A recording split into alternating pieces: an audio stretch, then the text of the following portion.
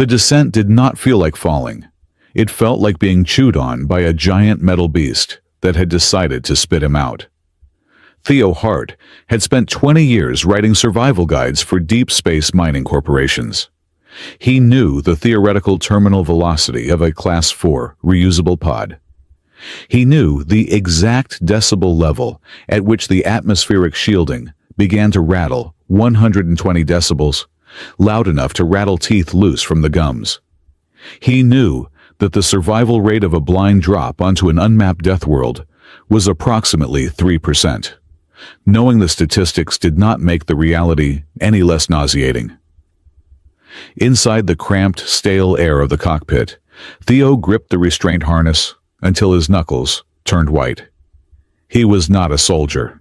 He was a salvage engineer, a man who fixed broken airlocks and wrote sarcastic manuals on how not to freeze to death in a vacuum. He was not supposed to be here. The retro thrusters fired with a violence that slammed his spine against the seat. Then came the impact. It was not a thud. It was a series of grinding, tearing screeches as the pod plowed through something dense, forest canopy perhaps, or rock formations before coming to a shuddering halt. Silence rushed in, ringing in his ears. The gravity stabilizers groaned and died. Theo unbuckled his harness, his breath coming in short, sharp gasps. He reached for the manual release lever. According to the manual which he had written, the door should blow outward, creating a ramp. He pulled the lever. The explosive bolts fired. The door blew open. But instead of falling down to form a ramp, the heavy slab of plasteel swung violently upward and stayed there. Theo stared at it for a second, his brain trying to recalibrate. The pod had not landed upright. It had rolled. He was currently upside down, and the floor was the ceiling. Perfect, Theo wheezed. Gravity, my old nemesis. He released the secondary latch on his seat. Gravity, finally deciding to obey the laws of physics, took over. Theo tumbled out of the seat, falling past the control console, and landed hard on the curved inner hull of the pod's roof, which was now the floor. He groaned, feeling a bruise forming on his shoulder, and scrambled toward the open door.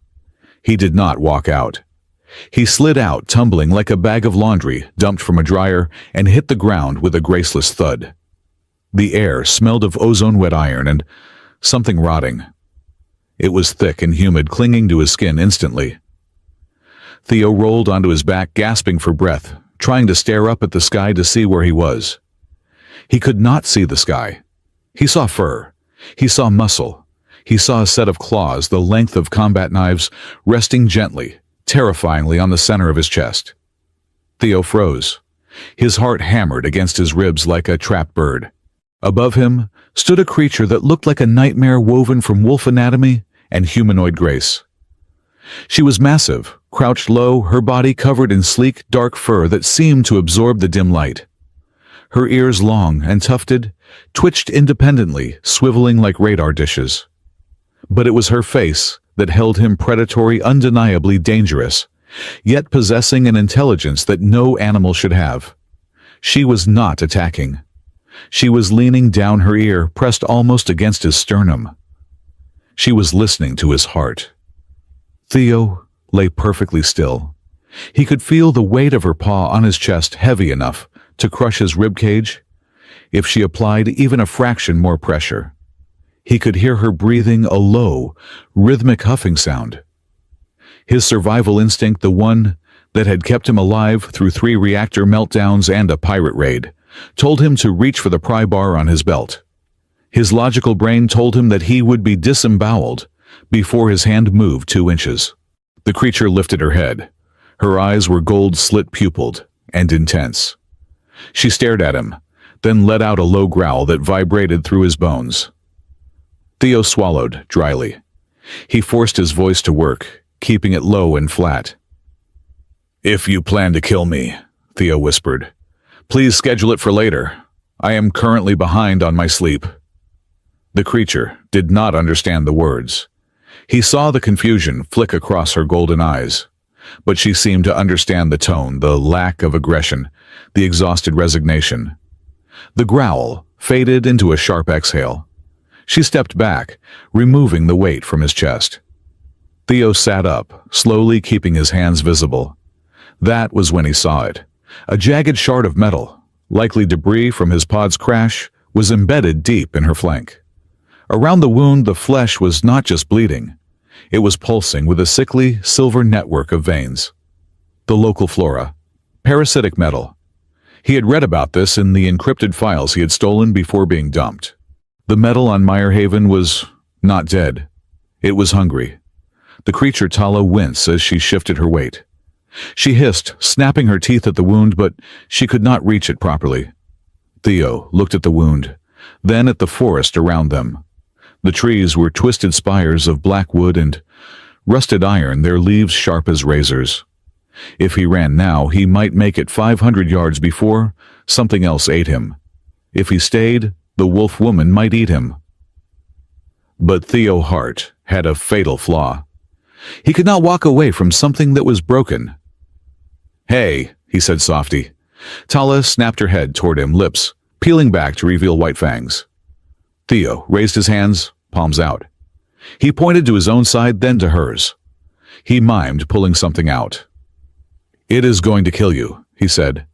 "The infection rate of galvanic parasites is 100% if untreated. You have maybe 2 hours before that turns necrotic." Tala watched him. She was tense, every muscle coiled like a spring. But she did not lunge. She was assessing him, listening to the rhythm of his voice, the beat of his heart. She sensed fear, yes, but not malice. Theo reached for the emergency kit strapped to his thigh. He moved in slow motion. He unzipped the pouch and pulled out a pair of sterilized forceps and a canister of biosealant. "I am coming closer," Theo narrated his actions, keeping his voice a low drone. "I am going to hurt you. Then I am going to fix you. Please do not bite my face off. It is the only face I have." He scooted forward on his knees. Tala growled a rumble that sounded like grinding stones, but she held her ground. She was desperate. She knew the metal was eating her. Theo reached out. His hand trembled slightly. He took a breath, held it, and forced his hands to steady. Shift gears. He was not a victim anymore. He was an engineer. The problem was a foreign object. The solution was extraction. "On 3, Theo muttered. 1, 2. He clamped the forceps onto the metal shard and yanked. Tala roared. It was a sound of pure fury and pain that scattered the birds in the iron trees above. Her claws slashed out instinctively, tearing a furrow in the dirt inches from Theo's knee. Theo did not flinch. He dropped the bloody shard, grabbed the biosealant spray, and coated the wound before the blood could attract predators. The foam sizzled as it hit the raw flesh, killing the silver parasites instantly. "Done!" Theo gasped, falling back onto his heels. "It is done!" Tala panted heavily, her chest heaving. She looked at her side. The pain was gone, replaced by the cool numbness of the sealant. She looked back at Theo. The golden eyes narrowed. She did not thank him. She did not nuzzle him. She looked at him with a new kind of suspicion. Prey ran. Predators fought. What was this soft skin bag of a creature that caused pain to stop pain, before either of them could move a sound cut through the humid air? It was not an animal call. It was the crackle of static, followed by a voice that seemed to descend from the clouds. "Testing, 1, 2, 3. Theo looked up. A drone, sleek and silver, hovered 50 feet above the canopy. It projected a hologram of a man's face, handsome, groomed with a smile that did not quite reach his eyes. "Welcome to Meyerhaven," the voice said. It was smooth like velvet wrapped around a straight razor. "I am Warden Halden. If you are hearing this, congratulations. You survived the drop. That puts you in the top 40% already." Theo stood up, dusting the dirt from his jumpsuit. He recognized the face. Halden, the man who ran the illegal betting rings on the outer rim. The man who had thrown Theo out of the airlock because Theo had refused to falsify a safety report. "I see you found a friend, Theo," Halden's voice purred from the drone. Or perhaps a meal. It is hard to tell with the locals. Tala snarled at the hologram, her hackles rising. Here are the rules, Halden continued, his tone shifting to that of a game show host explaining a bonus round. Simple rules, easy to remember. To leave Meyerhaven, you must reach the Echo Spire. The drone projected a beam of light, pointing toward a distant mountain range. At the peak, piercing the swirling gray clouds, stood a massive structure. It looked like a tuning fork, made of obsidian, humming, with a faint violet energy. The ecotide is coming, Halden said. A tidal wave of reality distortion. When it hits its peak, the spire opens. You have 3 days, maybe 4 if the atmospheric pressure holds. Theo stared at the spire. It was miles away, through jungle that wanted to eat him. Oh, and one small detail, Halden added. The spire is old technology, pre-Federation. It does not respond to passcodes or keycards. It responds to bioharmony. It requires a synchronized resonance. In layman's terms, Theo, you cannot enter alone. The door listens for a chorus, not a solo. Knee. The hologram flickered. Find a partner, sync up, or get wiped from existence when the tide rolls in. Good luck. The betting odds are currently 7-1 against you. The drone zipped away, vanishing into the gray mist. Theo stood in silence for a long moment. He looked at the spire. He looked at the dense, metal-infused jungle. Then he looked at Tala, who was licking the sealant on her flank. Bioharmony, Theo muttered. Great. I have to harmonize with a wolf who thinks I am a chew toy. He looked down at his helmet, which lay cracked on the ground. He picked it up. The visor was shattered, but he had a marker in his pocket. He always carried a marker. You never knew when you needed to label a hazard. He sat down on a mossy rock. He needed to organize his thoughts. Panic was death. Structure was life. He uncapped the marker and wrote on the jagged glass of the visor. Top 10 ways not to die in the first day. 1. Do not bleed. Everything here smells blood. 2. Do not annoy the local wildlife, especially the ones with claws longer than your fingers. He looked at Tala. She was watching him, right her, head tilted. Do not worry, Theo said to her. You are not on the list yet. Night on Meyerhaven did not fall. It collapsed. One moment the sky was a bruised purple. The next it was absolute suffocating black. And with the darkness came the cold. It was a sharp, biting freeze that seemed to radiate from the ground itself. And with the cold came the hunters. Theo could hear them before he saw them. Metallic clicking sounds. The whir of biological gears. The creatures of Meyerhaven were not just flesh and blood. They were integrated with the planet's heavy metal crust. They hunted by thermal signature. Theo shivered, wrapping his thin flight suit tighter around himself. He was sitting with his back against a stone wall, his teeth beginning to chatter. Tala appeared from the shadows. She nudged him hard with her snout, nearly knocking him over. Hey, Theo whispered. Personal space. She snarled softly and grabbed the sleeve of his suit with her teeth, tugging him. She was insistent. She pulled him toward a narrow crevice in the rock face, hidden behind a curtain of hanging wire-like vines. Theo understood. Hide. Good idea. They squeezed into the small cave. It was cramped, barely big enough for the two of them. The walls were lined with a glowing bioluminescent moss that gave off a faint heat. It was a natural thermal mask. Tala curled up near the entrance, her body blocking the wind. Theo huddled in the back. But as the silence of the cave settled, Theo noticed something wrong. Tala was shaking. It was not from the cold. Her muscles were spasming in rhythmic jolts. Her ears were flattened against her skull, and she was pawing at her head, as if trying to remove an invisible helmet. She let out a high keening whine that sounded like a radio struggling to find a frequency. The echoes, Theo whispered. He realized what was happening. This species, Tala's species, they were audio-sensitive. They communicated through resonance. But Meyerhaven was a death world of magnetic storms and grinding tectonic plates. To her, this world was not just loud. It was screaming. The night air was full of static that Theo could not hear, but it was driving her mad. She thrashed her claws, scraping sparks against the stone floor. She was losing control. If she panicked, she would run out into the dark, and the thermal hunters would strip her to the bone.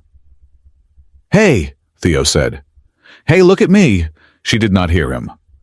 Her eyes were rolled back, showing the whites. Theo moved closer. He knew this was dangerous. A panicked animal was lethal. But he could not watch her suffer. It reminded him too much of the colony collapse on Vega 4. The screaming, the chaos, the lack of anyone to take charge.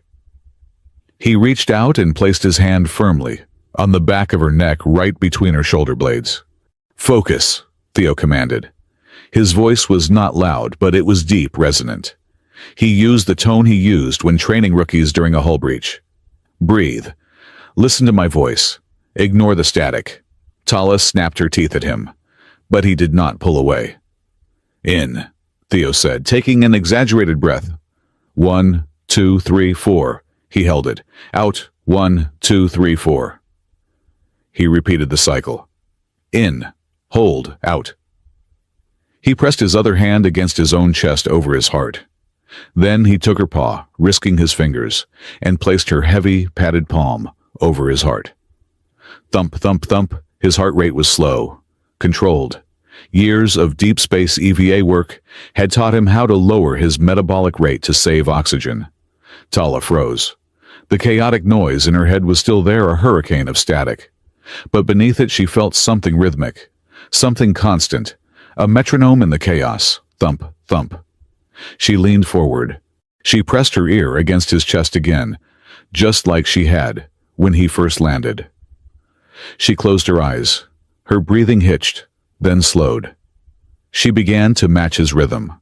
For an hour they sat like that in the glowing moss cave. A human engineer and an alien predator huddled together against the cold and the noise. Theo felt a strange sensation, not fear, but a heavy sense of responsibility. He had anchored her. Just as Tala's trembling stopped, the air outside the cave changed. It was subtle at first, a sweet chemical smell drifting in. Then came the sound, a high-pitched frequency that Theo could barely hear, like a dog whistle. Halden. The drone was back somewhere high above. It was releasing a localized pheromone stimulant, a rage gas. It was a test. Halden wanted to see if the wild animal would tear the human apart if given a nudge. Tala's head snapped up. Her pupils dilated until her eyes were black pools. The chemical hit her system, overriding the calm Theo had built. Her lip curled.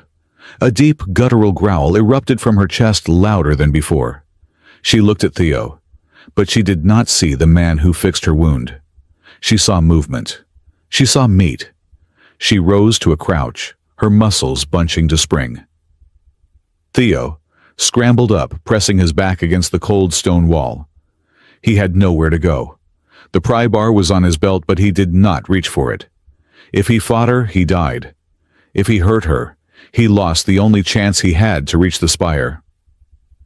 Tala, Theo said. He named her then, a random name from an old Earth dialect meaning wolf. "I am not your enemy," she lunged. Theo did not strike back. He threw his arms out wide, exposing his chest. It was a suicide move. It was a gesture of absolute surrender. Tala's claws stopped 1 inch from his throat. The air pressure from her strike hit his skin. She stood there, trembling, fighting the chemical haze. Her instincts screamed at her to kill. The gas screamed at her to destroy. But the sound was still there. Thump, thump. She could hear his heart. It was hammering now, fast and hard, but it was the same heart that had anchored her. She looked at him. He was small. He was soft. He had no claws. He had refused to cut her with the metal bar at his hip. Why? In the brutal logic of Meyerhaven, kindness did not exist. Weakness existed. Strength existed. But this willful refusal to do violence, it was confusing. It was terrifying. A creature that could kill but chose not to was more dangerous than a beast that simply killed. Tala slowly lowered her hand. She shook her head violently, trying to clear the chemical fog. She backed away to the entrance of the cave, turning her back to him, putting her body between Theo and the darkness outside. She was guarding him. Theo slid down the wall, his legs turning to jelly. "Okay," he whispered. Top 10 list. Number 3. Do not play chicken with a chemically enraged super predator. He looked out past her shoulder through the curtain of vines. The clouds had parted briefly. Far in the distance, the echo spire stood against the starlight. And then Theo saw it. The spire pulsed. A soft violet light rippled up its obsidian surface. Thump. It pulsed again. Thump. It was faint, barely visible, but unmistakable. The giant alien structure was glowing in time with his own racing heart. Theo stared at it, the blood draining from his face. Halden had said the spire required a chorus. He said it required bioharmony. He said it was impossible for one person to trigger it. But the spire was answering him. It was listening to him. "Well," Theo whispered into the dark, "that is not ominous at all." He picked up the shard of glass and looked at his reflection. He looked tired. He looked terrified. But for the first time since the pod dropped, he did not look alone. Tala glanced back at him over her shoulder. Her golden eyes caught the reflection of the spire's light. She snorted a sound that might have been a laugh or a warning, and settled down to watch the night. The countdown to the echo tide had begun, and the spire was waiting. The second day on Meyer Haven began not with a sunrise, but with a gradual lightening of the gray sludge that passed for a sky. It also began with Theo Hart losing his favorite multi-tool to a plant.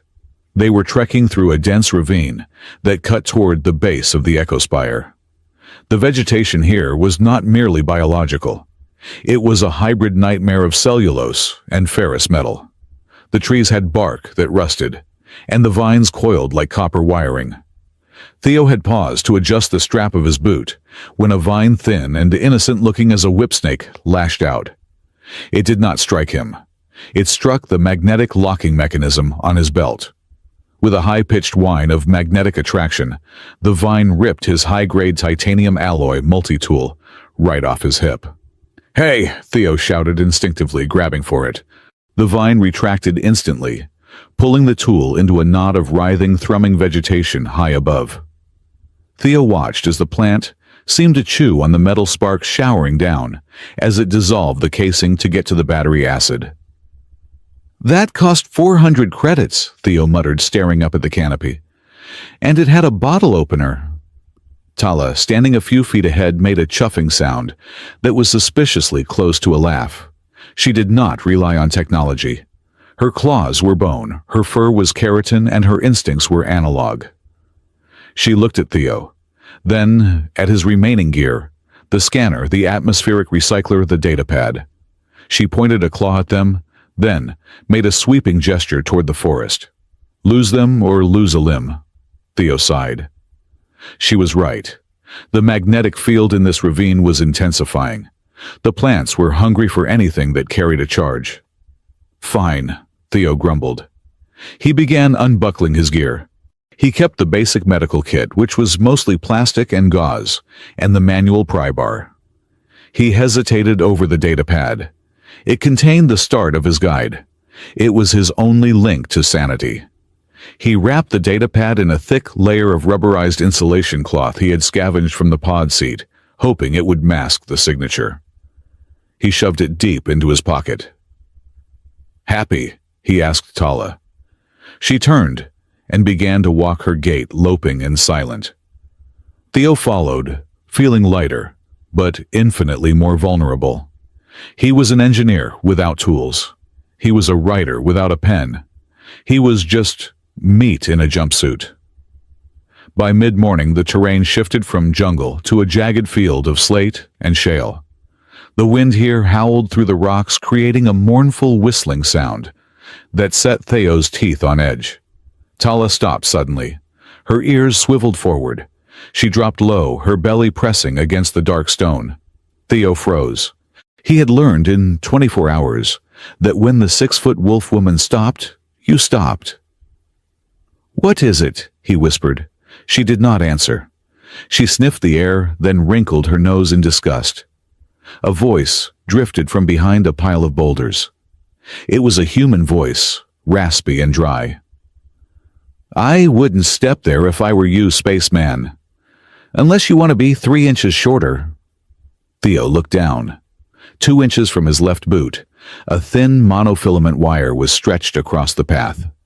It was practically invisible against the gray rock. A figure emerged from the shadows of the boulders. He was humanoid, but life on Mire Haven had carved him into something jagged. He wore armor, made from scavenged plating bits of old pods, carapace from local beetles, and leather. One of his eyes was covered by a crude, handcrafted optical patch that zoomed in and out with a mechanical whir. He held a rivet gun that had been modified into a lethal-looking rifle. "Step back," the stranger said, slowly. Theo stepped back. Tala rose, a low growl building in her throat. The stranger shifted his aim to her, but he did not look afraid. He looked bored. "Easy, Duchess," the man said to Tala. "I am not looking to mount your head on a wall. Too much dusting." He looked back at Theo, his good eye narrowing. Then he squinted. "Wait a minute," the stranger said. He lowered the rifle slightly. "I know that face. I saw it on a datapad in a mining colony on Titan." Theo blinked. "I have a generic face. It is a defense mechanism." No. The stranger stepped closer, ignoring Tala's warning snarl. "You are Hart. Theo Hart. The guy who wrote The Idiot's Guide to Vacuum Seals and 100 Ways to Die in 0G. Theo sighed, his shoulders slumping. "I prefer the title Structural Integrity Consultant." The stranger laughed, a harsh barking sound. "Brancade," he introduced himself, tapping his chest. "I used your guide on thermal regulation to survive a week in a cryo-storage locker. You're funny. Your chapter on cannibalism etiquette was hilarious." "It was not meant to be a joke," Theo said flatly. Brancade grinned, revealing teeth that were slightly too yellow. "What are you doing here, Hart? Did you come to write a review of Mire Haven?" Theo looked around at the desolate landscape, the carnivorous plants in the distance, and the storm clouds gathering above the spire. "Yes," Theo said. "I am giving it 1 star. The atmosphere is oppressive. The locals are bitey, and the customer service is actively trying to kill me." Bran threw his head back and laughed again. "Customer service, that is good. That is rich." He gestured with his rifle toward the north. "You mean Halden." The name made the air between them go cold. Tala hissed at the sound of it. "You know him?" Theo asked. "Everyone who survives longer than a week knows him," Bran said, his humor vanishing. He walked over to the trap wire and disarmed it with a practiced flick of his wrist. "Halden runs the show. He is not just a warden. He is a producer. He broadcasts the feeds. Rich folks in the core worlds pay millions to watch Survival of the Fittest. They bet on how long we last. They bet on how we die." Bran looked at Theo with a strange intensity. "There is a bounty on scripted deaths. If you die screaming while being eaten by a razor maw, the payout is 2-to-1. If you die of dehydration, 10-to-1. But if you survive, if you go off script." "What happens?" Theo asked. "Then Halden sends the cleaners," Bran said darkly. "Because hope is bad for ratings. And right now, Hart, you and your furry friend are trending. I hacked a feed an hour ago. Halden is selling your odds as the engineer and the beast. He is betting you do not make it past the lava fields." Theo felt a chill that had nothing to do with the wind. He looked at Tala. She was watching Bran with suspicion, but she seemed to understand the tone of threat. "We are going to the spire," Theo said. "Halden said the only way out is through the echo tide." Bran spat on the ground. "Halden says a lot of things. The spire is a myth, a meat grinder, but—" He looked at his own cobbled-together armor, then at the sky. "I have got nothing better to do. My family died in the last season. Halden made sure the shelters were locked. I figure if I am going to die, I might as well die messing up his finale." He shouldered his rifle. "I will walk with you. But if you slow me down, I leave you. I don't carry dead weight." "Charming," Theo said. "I can see why you are single." The group of two became a group of three. The dynamic shifted. Bran was loud, cynical, and moved with a chaotic energy that contrasted with Tala's silent grace and Theo's calculated caution. By early afternoon, they reached a cluster of fungal towers, giant mushrooms the size of houses, glowing with a faint blue bioluminescence. "Do not touch the blue ones," Bran warned. "They explode." Noted," Theo said, updating his mental list. Suddenly, a scream pierced the air. It was human female and filled with a mixture of terror and outrage. Tala moved first. She launched herself forward, clearing a ridge of rock in a single bound. Theo and Bran scrambled after her. In a clearing between the fungal towers, a woman was backed against a wall of slime-covered stone. She was wearing the tattered remains of a white medical coat over a flight suit. In her hand, she held a jagged rock which she was swinging wildly at a swarm of flying creatures. They looked like jellyfish that had learned to fly, pulsating with neon light, their tendrils dripping caustic slime. "Back!" the woman shouted. "Back, you photosensitive vectors of disease!" "Glow ticks," Bran said, raising his rifle. "Nasty. They lay eggs in your pores." "Do not shoot," Theo yelled, pushing Bran's barrel down. "Those mushrooms are full of methane. One spark and we are all paste." Theo looked around. He needed a distraction. He needed chemistry. He reached into his medical kit and grabbed a handful of salt packets, basic rations from the pod. "Tala left flank," Theo shouted. Tala did not speak English, but she understood strategy. She roared and leaped to the left, drawing the swarm's attention. The glowticks turned, drawn by her heat and movement. Theo sprinted forward. He ripped open the salt packets and hurled the white crystals into the air, right into the center of the swarm. Biology on Meyerhaven was strange, but osmosis was universal. The salt hit the moist, slimy membranes of the flying creatures. Immediate dehydration shock. The glow ticks shriveled, screeching, in a frequency that made Theo's teeth ache and dropped to the ground like stones. The woman slumped against the rock wall, dropping her stone. She was breathing hard, her face smeared with blue slime. She looked at the dead creatures, then at Theo.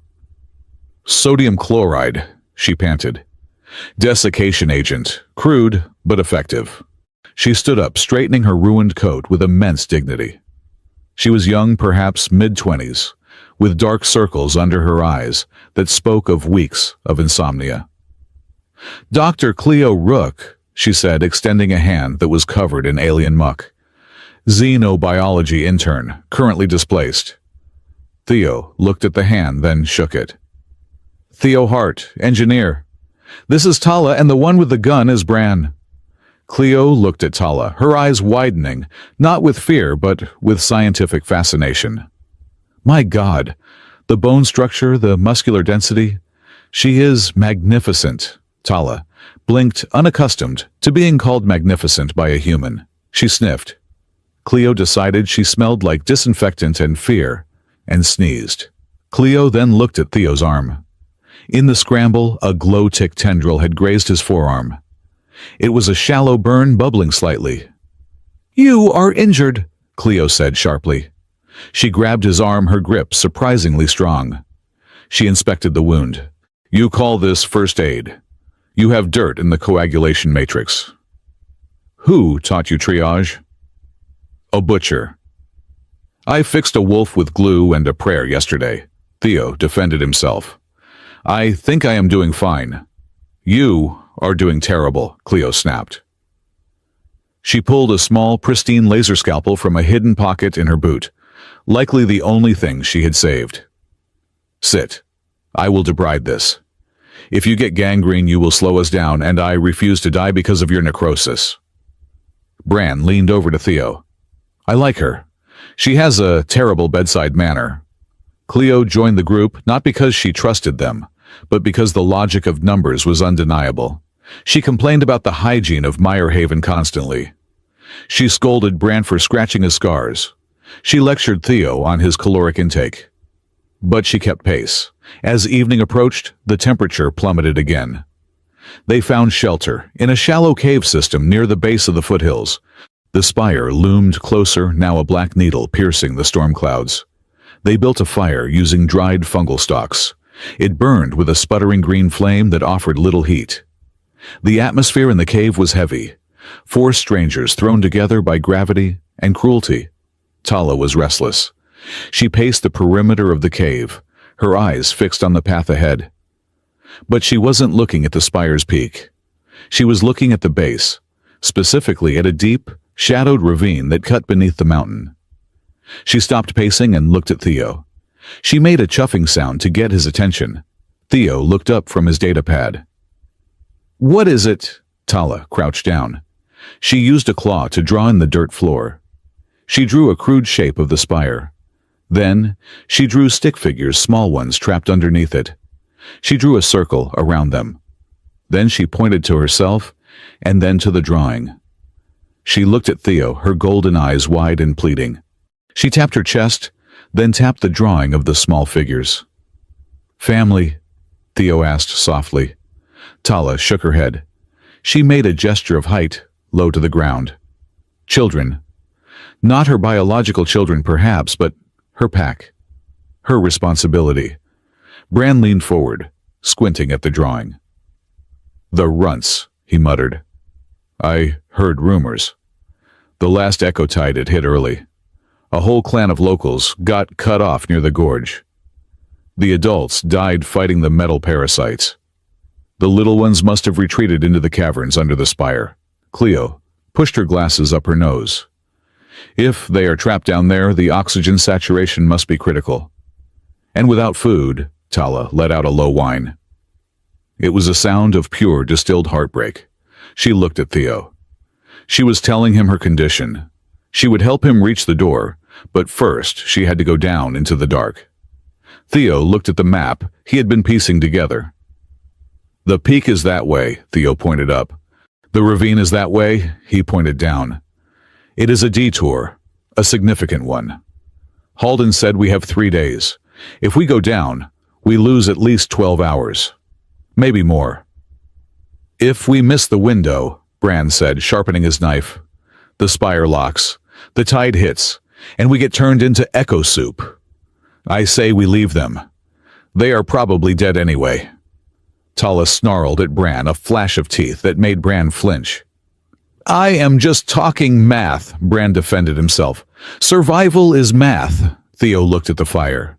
He thought about the top 10 list. He thought about the optimal choice. In his guides, the rule was always secure your own oxygen mask first. But he remembered Vega 4. He remembered the optimal choice he made, then sealing the bulkhead to save the ship, leaving 2 engineers on the wrong side. He remembered the silence of the comms. He looked at Tala. He remembered her paw on his chest anchoring him when the world screamed. We go down, Theo said. Bran dropped his knife. You are insane. You are actually insane. We will die. Then we die doing something decent, Theo said, standing up. I am tired of surviving by being the guy who locks the door. We go down. We get the kids. Then we climb. Cleo looked at Theo, then gave a short, curt nod. Agreed. Pediatric rescue takes precedence over my desire to not be melted. Bran threw his hands up. Fine, but if I get eaten by a cave troll, I am haunting all of you. Suddenly, the air in the cave vibrated. The green fire flared and died, plunged them into darkness. A red light bathed the cave entrance. The drone was back. Halden's hologram flickered into existence, hovering just outside their shelter. He looked impeccable, holding a glass of amber liquid. "Touching," Halden said. "Truly. A debate on morality in a cave. The ratings are spiking, Theo." Theo stepped in front of Tala. "What do you want, Halden?" "To offer a lifeline," Halden smiled. "You are behind schedule. My analytics suggest that if you go into that ravine, your chance of reaching the peak in time drops to 0.4%. Halden took a sip of his drink. "So here is the deal. I have unlocked a service elevator on the North Ridge. It bypasses the cliff face. It takes you straight to the spire's entrance. You can be there in 2 hours. Safe, secure." Theo narrowed his eyes. "And the price?" "The elevator has a weight limit," Halden shrugged. "2 passengers. You and the wolf. She is the key, after all. The mechanic and the doctor, well, they are resourceful. I am sure they can find their own way." Bran went still. Cleo adjusted her glasses, her hand trembling slightly. Halden was doing exactly what he did best. He wasn't shooting them, he was dismantling them. He was offering Theo the optimal choice. Survival, guaranteed. All he had to do was leave the strays behind. It was the same choice as Vega 4. Theo looked at Halden. He felt the cold sweat on his back. He looked at Bran, who was gripping his rifle like a lifeline. He looked at Cleo, who was trying to look brave. He looked at Tala, who was watching him with an intensity that burned. She knew. She understood the offer. Theo walked toward the hologram. He walked until he was inches from Halden's flickering face. "Halden," Theo said. "Yes, Theo. Go to hell." Theo picked up a rock and hurled it through the drone. The machine sparked the hologram, distorting into a screech of static before crashing into the dirt. Silence returned to the cave. Bran let out a long breath. "You idiot. You magnificent idiot." "He will send the hunters now," Theo said, his voice shaking. "He does not like being told no." "Let them come," Tala growled. It was a deep, guttural sound, but the intent was clear. She moved to Theo's side and bumped her shoulder against his. It was a solid, heavy impact. "Thank you." Later that night, the fire was relit, but the mood was somber. They knew what was coming. The script had been broken. Theo sat apart from the group, trying to clean the dirt out of his datapad's charging port. Tala approached him. She moved silently, sitting down across from him. She reached into the pouch at her waist, a woven bag made of tough, dried fibers. She pulled out a cord. It was braided from 3 materials: the black vine of the iron trees, a strip of her own shed fur, and a bright silver wire she must have scavenged from a robot carcass. She held it out to Theo. Theo looked at it. "What is this, souvenir?" Tala took his wrist. Her pads were rough, calloused, but her touch was gentle. She tied the cord around his left wrist, knotting it, with a complexity that baffled his engineer's eyes. She patted the knot, then pointed to herself, then to him. "A debt cord," Bran said from the other side of the fire. He was feigning sleep, but watching. "In her culture, it means she owes you a life. She cannot die until you are safe. It is heavy stuff, Hart. It is basically a marriage to your survival." Theo looked at the bracelet. It was crude, scratchy, and ugly. It was the most valuable thing he owned. He looked at Tala. She was waiting for a reaction. Theo forced a smile. "So, if I survive this, can I return it for store credit? I have been eyeing a new toaster." Tala did not understand the words, but she saw the smile. She snorted, rolling her eyes, a gesture she had definitely learned from him, and went back to sharpening her claws. The cave grew quiet. Theo turned on his datapad. The screen flickered battery low. He opened the file. Top 10 ways not to die in the first day. He deleted the title. He typed a new entry. Entry 11, how not to lose yourself when you are hungry. Step 1. Remember that optimal is a mathematical term, not a moral one. Step 2. If a man in a suit offers you a shortcut, throw a rock at him. Step 3. When the wolf gives you a bracelet, do not ask for a refund. Just say, "Thank you." He turned off the pad. He closed his eyes. For the first time in years, the ghost of Vega 4 did not come when he closed his eyes. Instead, he saw golden eyes watching him from the dark. The next morning, they found the entrance. It was not the main gate of the spire. That was still miles up the sheer cliff face. This was the entrance Tala had drawn the back door, leading to the caverns where her pack was trapped. It was a fissure in the rock at the base of the mountain concealed behind a waterfall of toxic orange runoff. The door itself was a smooth obsidian slab, seamless and cold. There were no keypads, no handles, just a depression in the center shaped like a hand, but larger. "This is it," Tala signaled. She stepped forward. She was vibrating with anxiety. Her pack was behind this door. She placed her palm on the depression. She closed her eyes. She pushed with her mind, with her biology trying to resonate with the stone. Nothing happened. The stone remained cold, dead. It did not recognize her. Tala whined, pressing harder. She scratched at the stone. She slammed her shoulder against it. It was immovable. "It is locked," Cleo said, scanning it with her medical tricorder. "It is not reading her biosign. The frequency is phase-shifted. It is rejecting native DNA." Tala fell back, letting out a roar of frustration that echoed off the canyon walls. She had come all this way, defied the ward and trusted the alien, only to be locked out of her own home. Theo stepped forward. He looked at the smooth black stone. He remembered the pod drop. He remembered the light on the peak, pulsing in time with his heart. "Let me try," Theo said. "Do not be stupid," Brand said. "It is pre-Federation tech. It is built for them, not us." Theo ignored him.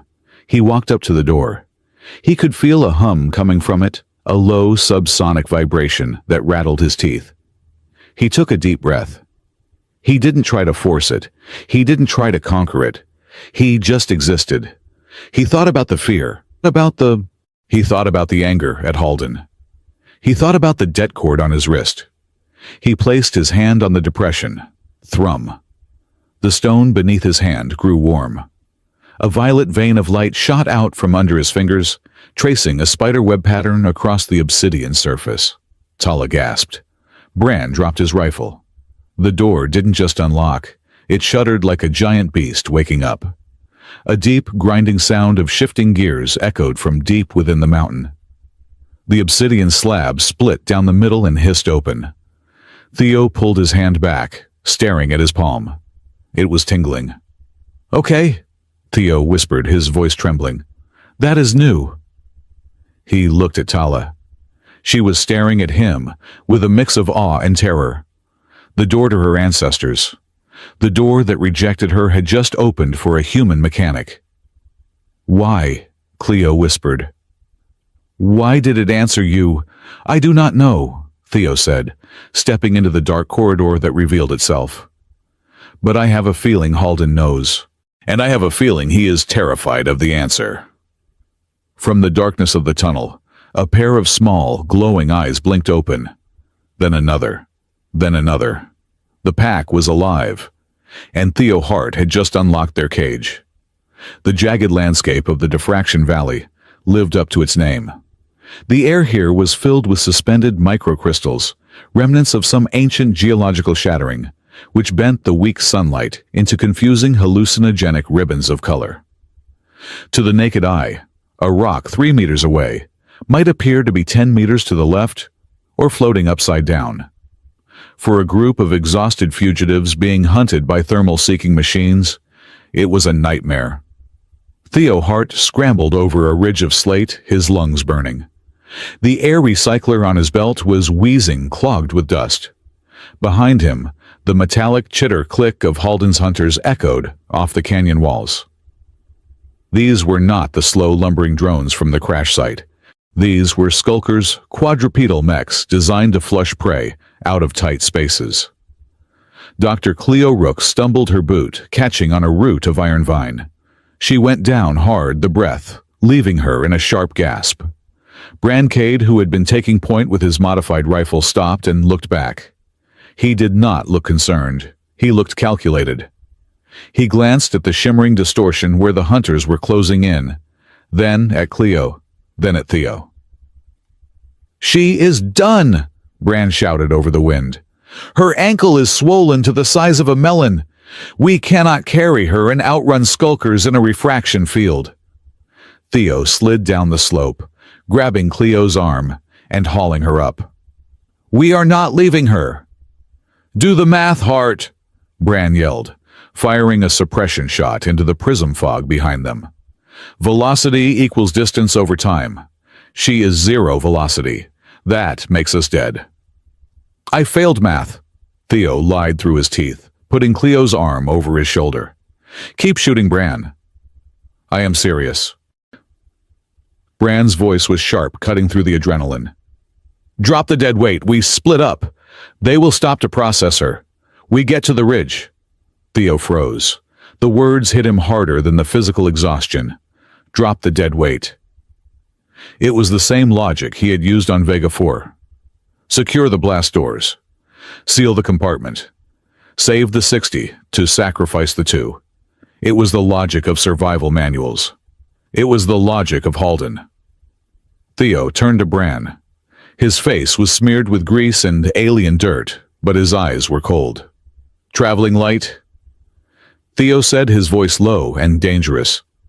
"Usually means leaving people behind. I am done traveling light." Bran sneered, lowering his rifle. "Then you die heavy." He turned to leave, to abandon them to the approaching mechanical screeching. But a shadow moved. Tala stepped between Bran and the group. She did not growl. She did not bare her fangs. She stood at her full height, 7 feet of muscle and dark fur looming over the scavenger. She placed a hand on Bran's chest. It was not a shove. It was a wall. Bran looked up at her, his finger twitching on the trigger. "Move, Duchess. I am not playing." Tala looked him in the eye. For the first time since Theo had met her, she made a sound that was not animalistic. It was a guttural, grinding attempt at speech, forcing vocal cords designed for roaring to shape a human syllable. "Pack," Tala said. The word was rough, broken like stones grinding together, but it was undeniable. She pointed a claw at Cleo, then at Theo, then at herself. Then slowly, she pointed at Bran. "Pack," she repeated. "Stay." Bran stared at her. He looked at the hunters, closing in their red optical sensors, cutting through the fog. He looked at the massive wolf woman, who had just claimed him against all logic as one of her own. He swore loudly a string of profanities that spanned 3 star systems. "I hate this planet," Bran spat. He racked the slide of his rifle. "I hate all of you. Fine move. I will buy you 30 seconds. If you waste them, I am shooting you myself." He opened fire, the explosive rivets tearing through the mist, shattering the lead skulker. Theo did not waste the time. He hoisted Cleo up, ignored the screaming of his own muscles, and ran. They found the children an hour later, deep in the subterranean fissure that Tala had unlocked. The tunnels beneath the spire were not natural caves. They were smooth geometric corridors of obsidian humming, with the same dormant energy as the door. But the air was stale, recycled for too long. Tala smelled them before they saw them. She let out a soft whine and bolted ahead, rounding a corner into a small, circular chamber. When Theo caught up, the sight stopped him cold. Huddled in the center of the room, amidst a pile of scavenged nesting material, were 2 small figures.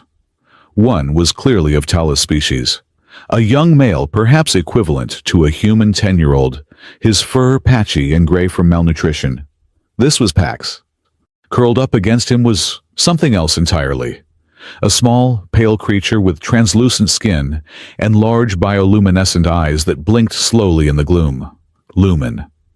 A different species, likely an offspring of one of the other contestants who had died in previous cycles. They were terrified. When Tala rushed in, Pax hissed, placing his small body between the giant wolf and the smaller child. He did not recognize her. It had been too long, and hunger had hollowed out his memory. Tala stopped devastated. She dropped to her knees, making soft chirping sounds, mother sounds. Pax held a sharpened piece of scrap metal, his hands shaking. "Easy," Theo whispered, stepping forward slowly. He kept his hands visible. Pax snapped the metal toward Theo. "I am not going to hurt you," Theo said. He looked at the two starving, frightened children. He looked at the dirt, the desperation, the absolute abandonment. He felt a wave of panic. He was an engineer. He fixed airlocks. He wrote manuals on how to drink recycled urine without vomiting. He did not know how to fix this. "I never signed a contract to be a father," Theo muttered to himself, rubbing the back of his neck. "I am barely qualified to own a cactus." Dr. Cleo Rook limp-walked past him, favoring her good leg. She knelt down, ignoring the weapon in the boy's hand. She reached into her pocket and pulled out a nutrient bar, one of the few they had left. "Then you sign the contract with action, Mr. Hart," Cleo said sharply. She broke the bar in half and held it out. "Not with paperwork." Pax hesitated. The smell of the food hit him. He looked at Cleo, then at Tala, who was still making the soft chirping sounds. Slowly, the boy lowered the metal. He took the food, took a bite, and then immediately handed the rest to the smaller child, Lumen. That small gesture broke the tension. Tala moved forward, gathering them both into her arms. The reunion was silent, filled only with the sound of sniffing and the rustle of fur. But the relief was short-lived. Lumen began to cough, a dry hacking sound that rattled in a chest too small for this atmosphere. Panic flared in the child's large eyes. The bioluminescent skin began to pulse rapidly, a sign of extreme distress. "Hyperventilation," Cleo diagnosed, checking Lumen's pulse. "Heart rate is 200. The child is going into shock." "Do something," Bran said from the doorway, looking uncomfortable. "I need a sedative," Cleo snapped. "Which I do not have because someone—" She glared at the ceiling, implying Halden confiscated my medical bag. Theo stepped in. He knelt in front of Lumen. The child's eyes were wide, fixed on nothing, gasping for air that wouldn't come. "Hey," Theo said. His voice dropped into that low, resonant register he had used on Tala. "Look at me," Lumen kept gasping. Theo took the child's small, cold hand and placed it on his own chest. "We are going to play a game," Theo said. "It is called The Machine Stops." He tapped his chest. Thump, thump. "I am the machine," Theo said. "You are the mechanic. The machine is running too fast. You have to slow it down. Count with me." Theo exaggerated his breathing. "In 2, 3, 4. He looked at Pax. "You two, help the mechanic." Pax mimicked Theo, taking a deep breath. "Out 2, 3, 4. Theo exhaled. Lumen stared at Theo's chest, feeling the slow, deliberate rhythm of his heart. The child's frantic gasps began to hitch, then lengthen. "In 2, 3, 4. It took 5 minutes. By the end, Lumen was breathing normally, the bioluminescence fading to a calm, soft blue. The child slumped forward, exhausted, resting a head against Theo's knee. Theo looked up. He found Tala watching him. Her golden eyes were not predatory, nor were they merely grateful. They were looking at him with a profound, terrifying recognition. She saw power in him. Not the power of claws or guns, but the power to impose order on chaos. The power to make things safe. Bran cleared his throat, breaking the moment. "Great. You are a nursery rhyme expert. Now does anyone want to address the fact that we have 2 more mouths to feed and 0 water?" As if on cue, the lights in the corridor flickered red. Halden's voice boomed from the hidden speakers in the walls. "Touching. Truly The warden's voice dripped with sarcasm. But I am afraid the hospitality period is over. As of this moment, I have remotely disabled the moisture evaporators in Sector 4, and 5, and 6. Theo stood up, his face hardening. The aquifers are sealed, Halden continued. However, I have a supply drop waiting at the canyon entrance. 500 gallons of purified water. All you have to do is turn around, bring the wolf, leave the rest. The offer stands for 1 hour. It was the squeeze. The classic pressure tactic. Dehydration killed faster than hunger. With the children, their water consumption would double. Halden was forcing them to choose between dying of thirst together or surviving apart. Theo looked at the children. Pax was licking his dry lips. We are not going back, Theo said. Then we die of thirst in 2 days, Bran pointed out. Halden controls the taps. He controls the taps, Theo said, his mind racing, pulling up schematics of planetary infrastructure he had memorized years ago. But he controls them from somewhere. The signal has to come from a local hub. He turned to Bran. You said you hacked his feed earlier. Where's the signal origin? Bran blinked. The Northridge relay station. It is a fortress heart. Automated turrets, perimeter fields. Does it have a weather grid? Theo asked. Yes, but if it has a weather grid, it has storm maps, Theo said. And if we have storm maps, we do not need his water. We can track the microsqualls and harvest rain directly from the ecotide fronts. Theo grabbed his pry bar. We are not begging for water. We are going to steal the weather report. You want to raid a fortress, Bran said, looking at Theo like he had grown a second head. With a pry bar and a wolf. And you, Theo said. You are the demolition expert. Bran stared at him. Then, a slow, crooked grin spread across his scarred face. I want to see you die hard. I really do. It is going to be spectacular. The relay station sat on a crag of black rock, bristling with antennas and sensor arrays. It looked like a giant metallic insect clinging to the mountainside. They left Cleo in a secure alcove half a mile back with the children. It was a risk, but taking the kids into a firefight was madness. The infiltration went surprisingly well at first. Bran shorted the perimeter fence with a localized EMP charge, made from a scavenged drone battery. Tala scaled the outer wall like a shadow, disabling the sentry turrets before they could acquire a lock. Theo cracked the main airlock using a manual override sequence that involved crossing 2 wires and hitting the control panel in a very specific spot with his boot. Sophisticated, Bran commented. Percussive maintenance, Theo corrected. They reached the central control room. Rows of monitors displayed the misery of Meyerhaven feeds of other contestants, dying thermal maps and water flow controls. Theo jumped onto the main console. Cover the door. I need 3 minutes to download the storm patterns. He plugged his datapad into the terminal. His fingers flew across the holographic interface. He was in his element now. Code, logic, systems. Accessing meteorological database, Theo muttered. Come on, give me the squall lines. Suddenly, a hiss of gas erupted from the vents in the ceiling. Gas, Bran shouted, covering his face with his arm. It wasn't poison. It smelled sweet, cloying like rotting flowers. Rage gas, Theo realized with horror. Halden is watching. He looked at Tala. She was standing by the door. As the gas hit her, her body went rigid. The pheromones bypassed higher brain function and slammed directly into the amygdala. Tala roared. It was not a word this time. It was pure violence. Her eyes turned black. Her claws extended to their full length, gouging deep grooves into the metal floor.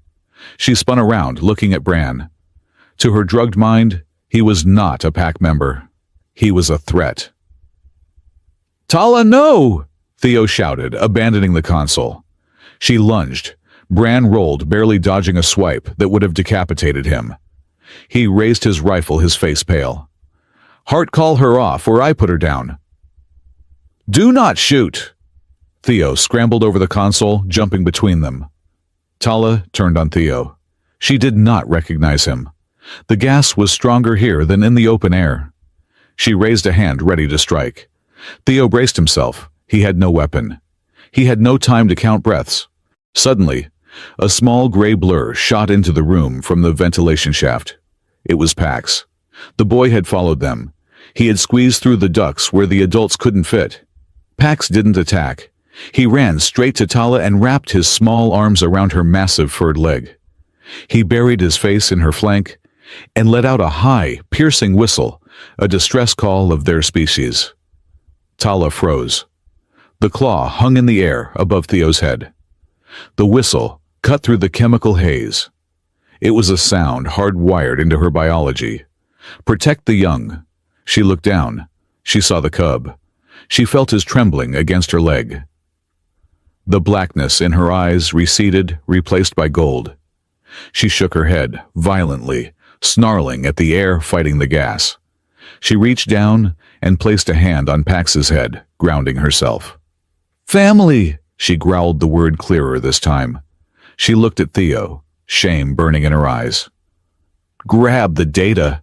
Theo yelled, his voice cracking. "We are leaving." He ripped the data pad from the console. "Bran, blow the door." Bran planted a charge on the exit seal. "Fire in the hole!" The blast blew the door off its hinges. They sprinted out into the cold night air, the wind whipping away the last of the rage gas. They regrouped at a safe distance, huddled under an overhang of rock. The adrenaline crash hit them all at once. Theo sat against the wall, his hands shaking as he checked the datapad. "We got it. Storm front moving in from the east. High precipitation. We can fill every canteen we have in 2 hours." He looked up. Tala was sitting a few feet away, grooming Pax, checking him for injuries. She looked up and caught Theo's eye. She moved over to him. She did not speak. She reached out and touched his cheek with the back of her hand. Her claws were retracted. The touch was tentative, asking a question. "Are you okay? Did I hurt you?" Theo leaned into the touch just slightly. The distance between them vanished. In the dirt, blood, and cold of a death world, she was the only warm thing that made sense. He looked at her lips. She looked at him. The biological differences, the fur, the teeth, didn't matter. What mattered was the anchor. He leaned in. She leaned in. "Are you two fixing the machine?" The voice was small and innocent. Theo and Tala jumped apart. Lumen was standing there, blinking big bioluminescent eyes, holding a canteen. "The machine," Lumen repeated, pointing to Theo's chest. "Is it broken again?" Theo let out a long, ragged sigh. He rubbed his face, hiding the flush of embarrassment. "Yes," Theo said, his voice dry. "It is the emotional machine. It is a very unreliable model. It breaks constantly." Tala made that chuffing sound a laugh. She nudged Theo with her shoulder, then went to help Lumen with the canteen. Bran watched from the side, cleaning his rifle. He shook his head, but there was a smirk on his face. "Unbelievable. You are courting a wolf. My mother warned me about engineers." Later, as the storm Theo had predicted began to lash rain against the rocks, they huddled around a small heat lamp Cleo had rigged. Theo was analyzing the rest of the data he had stolen. It wasn't just weather maps. It was data on the spire itself. "This is..." Theo frowned, scrolling through the text. "This is why Halden said we need a partner. The spire's gate mechanism is based on harmonic resonance. It requires 2 distinct biological signatures attempting to synchronize." "A duet," Cleo noted. "More than that," Theo said. "It requires a binding vow. The translation is rough, but it looks like a neurological commitment. The spire scans for intent.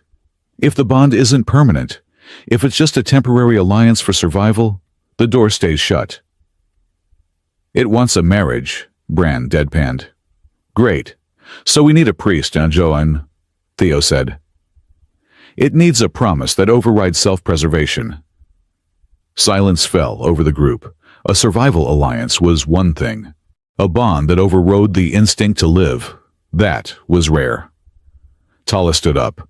She walked to the center of the circle. She looked at the children sleeping soundly now that they had water. She looked at Cleo bandaging her foot.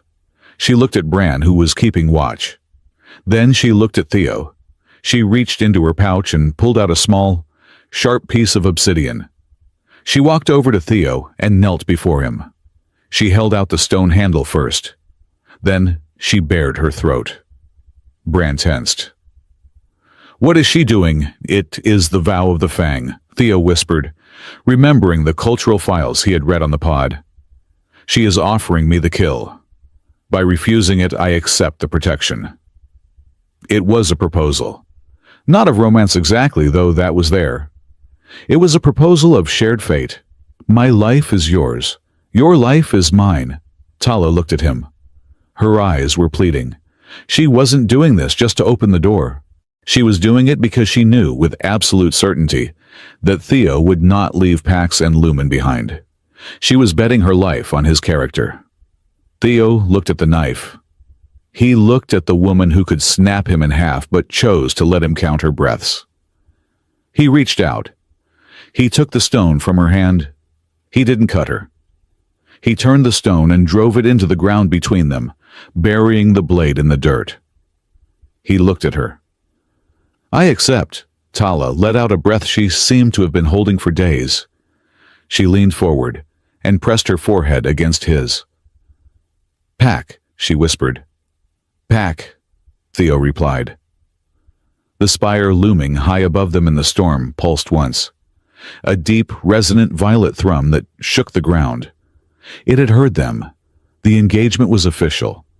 Now they just had to survive the wedding day. The interior of the Echo Spire did not look like a machine. It looked like the inside of a living, breathing lung made of obsidian and starlight.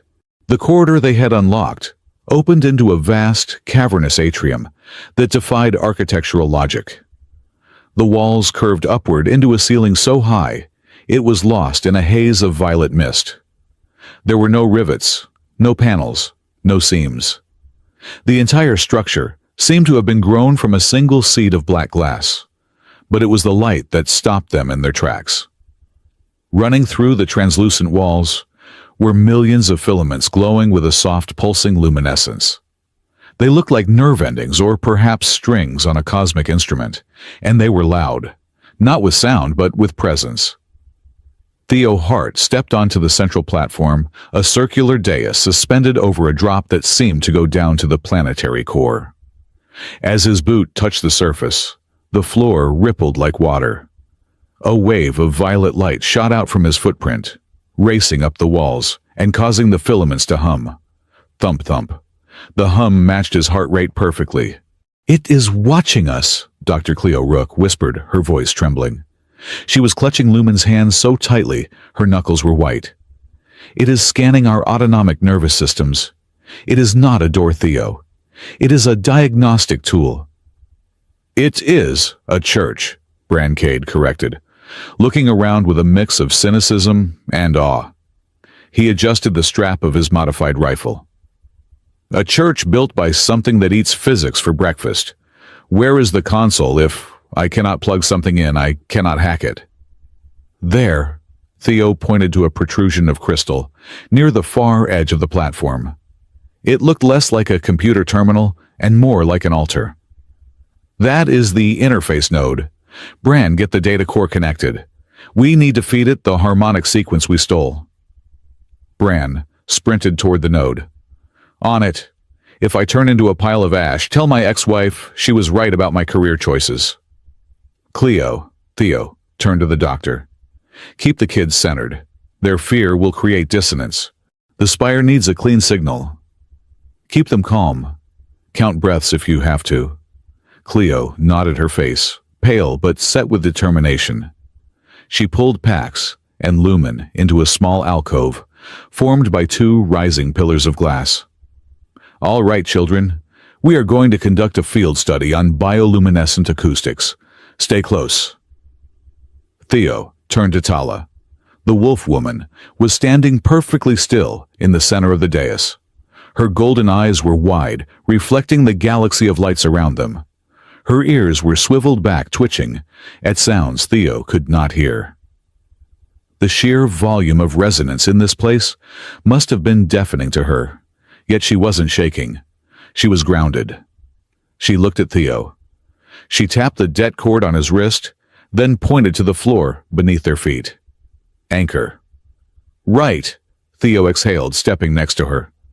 We are the anchors. We just have to exist. Loudly, Bran shouted from the console. I am in, or I think I am in. The code is rewriting itself as I type. It is like trying to argue with a poet using binary, but the sequence is loading. 90 seconds to harmonic lock. 90 seconds, Theo muttered. We can do 90 seconds. The air pressure in the room dropped suddenly. The violet lights flickered, turning a sickly shade of bruised crimson.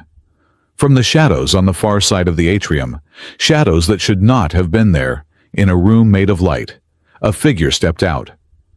He was not a hologram this time. He was flesh and blood. He wore a pristine, high-collared suit that looked absurdly out of place in a Deathworld ruin. He walked with a slight limp, leaning on a cane made of the same silver metal as the hunter drones. Warden Halden. 90 seconds is a long time, Theo, Halden said. His voice did not echo. The spire seemed to absorb his words, dampening them, as if the building itself disliked him. Theo stiffened. Tala let out a low, rumbling growl, stepping in front of Theo, her claws sliding out with a metallic shing. Halden, Theo said. You look tired. The high definition feeds you favors. Halden stopped 10 feet away. Up close, the smooth perfection of his face looked brittle. There were lines of exhaustion etched deep around his eyes, and his hand gripped the cane with a tension that betrayed a tremor. Management is stressful, Halden said, offering a thin, tight smile. Especially when the guests insist on breaking the furniture. He looked up at the ceiling where the storm outside was beginning to hammer against the spire's hull. The echo tide was starting. The walls vibrated with the impact of reality-distorting waves. The tide is here, Halden said, his voice dropping to a reasonable, almost pleading tone. Listen to the walls, Theo. The pressure is critical. If the spire does not open in 3 minutes, the resonance backlash will liquefy everything within a 5-mile radius, including us. Then let us open the door, Theo said. Bran is working on it. Unless you are here to help, step aside. Halden shook his head slowly. The harmonic sequence you stole is flawed. It assumes a perfect chorus. But look at your choir. He gestured to the group. A scavenger, a discredited doctor, 2 traumatized orphans, a feral beast, and a mechanic with a hero complex. It is too much noise. The spire will reject the signal. It will see it as chaos and purge the room. Halden took a step closer, ignoring Tala's snarl. He held out a hand. I have a sovereignty key, Halden said. A master override. I can force the gate to accept a simplified signal, but it has a bandwidth limit. 2 signatures. That is it. The offer hung in the air, heavy and poisonous. You and the wolf, Halden said softly. You are the strongest signals. You are the bond. Let the others go. Leave them here. The spire will purge the dissonance them, and the door will open for you. You live. You win the game. You get the girl. It was the logic of the survival guide. In a depressurized compartment, seal the leak. If the leak is a person, seal the person. Theo looked at Halden. He looked at Bran, sweating over the console. He looked at Cleo, singing a soft lullaby to Pax and Lumen. He looked at Tala, who was ready to rip Halden's throat out, but was waiting for Theo's command. Theo let out a short, dry laugh. It sounded like sandpaper rubbing together. You know Halden, Theo said. You remind me of a travel agent I once knew. He tried to sell me a vacation to a volcano. I am offering you life, Halden snapped, his patience fraying. Do not be a martyr. It is messy, and it doesn't pay well. You are selling a one-way ticket, Theo, said his voice, hardening into steel. But you are asking me to check my luggage. And the problem is, my luggage is people. I do not check people. Halden's face went cold. The veneer of politeness vanished, revealed the predator beneath. Kindness is too slow, Theo. The echo tide does not wait for you to feel good about yourself. Then we make it wait, Theo said. Halden sighed.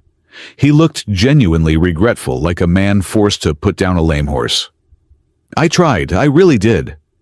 But if you will not streamline the signal, I will have to scrub the noise myself. He raised his cane and struck the obsidian floor. Clack! The sound was a trigger. The shadows around the perimeter of the room uncoiled. They were not shadows. They were skulkers, dozens of them, their heat-dampening cloaks deactivating in unison. Red optical sensors flared to life in the gloom. Clear the room, Halden ordered. Leave the wolf alive. Kill the rest.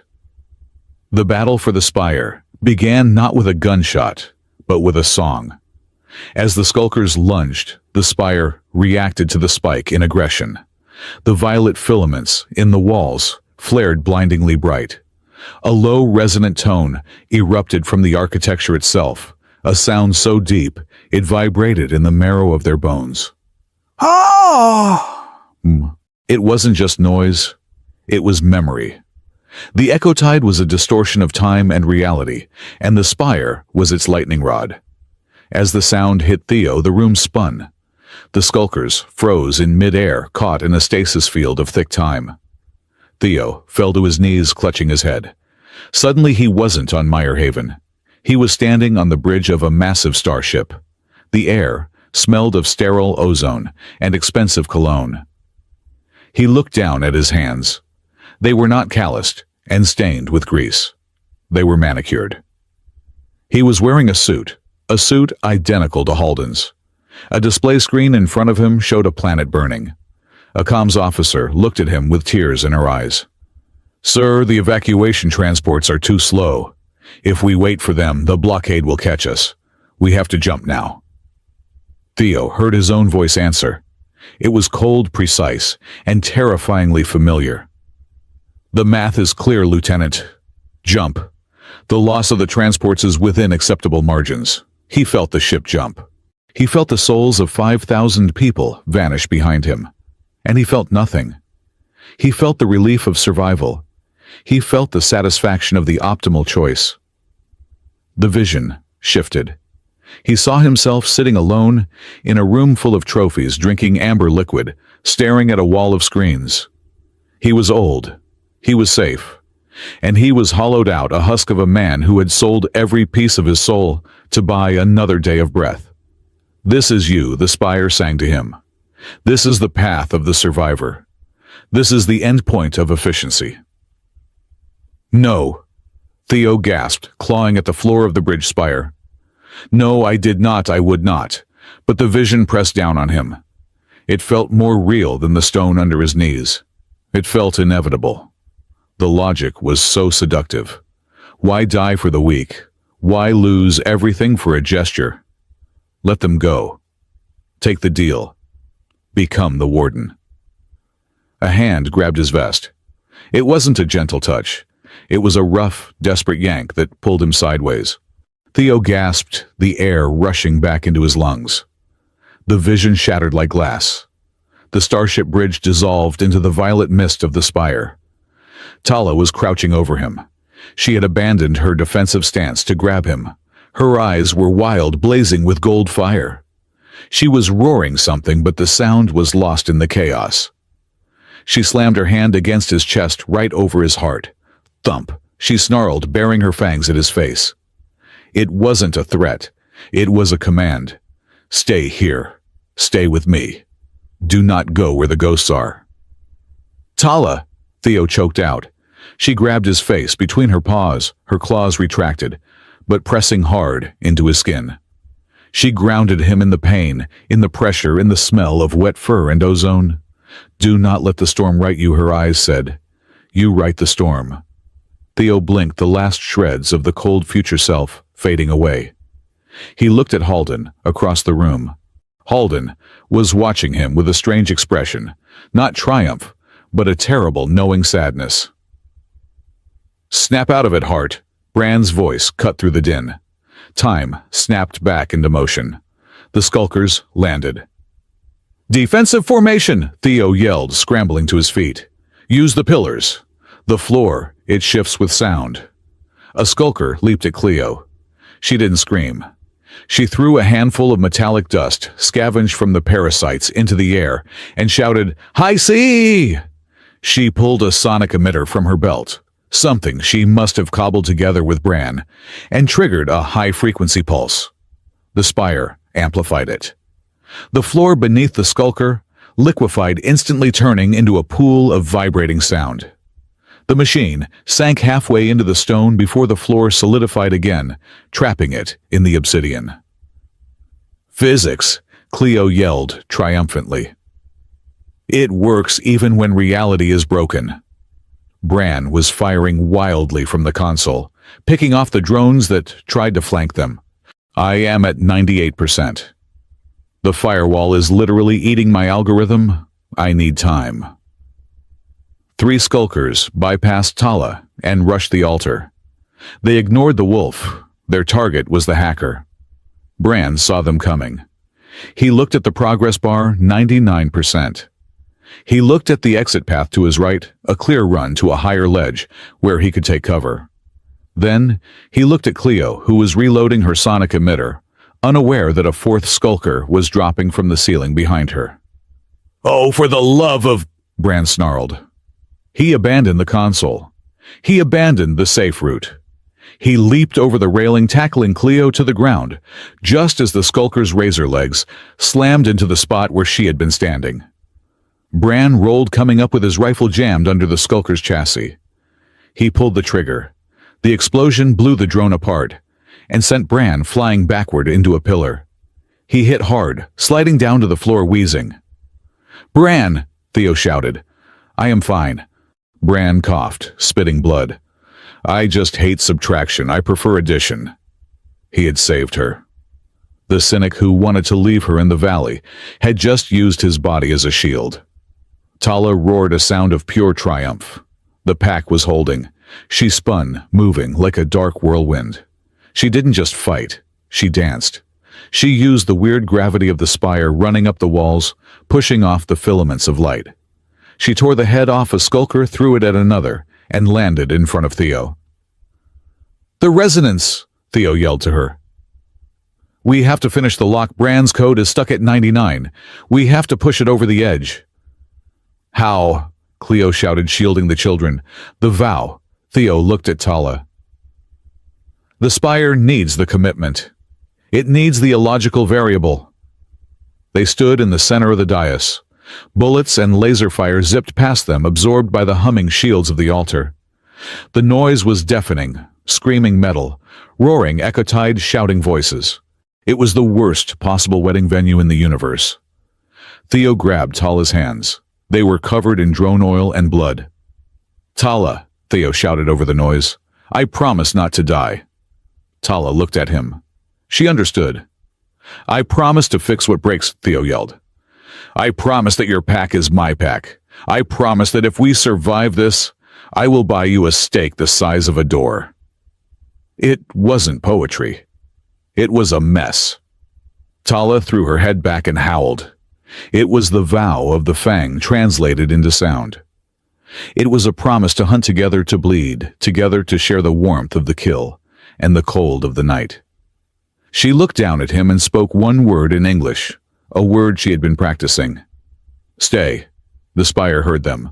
The violet light turned blinding white.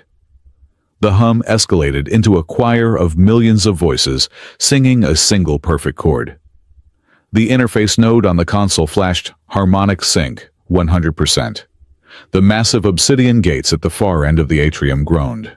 They began to split apart, revealing a swirling vortex of white energy beyond the eye of the storm, the safety of the sanctuary. "It is opening!" Cleo screamed. "Go move the children!" Bran limped toward the kids, scooping Lumen up in one arm, while Cleo grabbed Pax. Everybody on the bus. The wheels are falling off, but we are moving." They ran toward the gate. Theo and Tala held the rear, walking backward, keeping their eyes on Halden. Halden had not moved. He stood amidst the wreckage of his drones, leaning on his cane. He watched the gate open with a look of mild annoyance. "You are stubborn," Halden said, his voice amplified by the room. "I admire that, but you forgot who owns the building." He reached into his pocket and pulled out a small, unassuming device. It looked like a shard of the spire itself, glowing with a dark, inverted light. "The sovereignty key," Halden said. "I did not just find this place, Theo. I bound myself to it. I am the admin." He crushed the shard in his hand. Clang. The massive gates slammed shut. They didn't close all the way. They jammed, leaving a gap of only a few inches. The white light of safety spilled out, taunting them, but the way was barred. The floor of the spire shuddered violently. The lights turned a chaotic flashing red. "System error," Bran groaned. "He crashed the server." "He didn't crash it," Theo realized, looking at Halden. "He is the firewall. He is blocking the signal physically." Halden began to walk toward them. As he walked, the spire seemed to bend around him.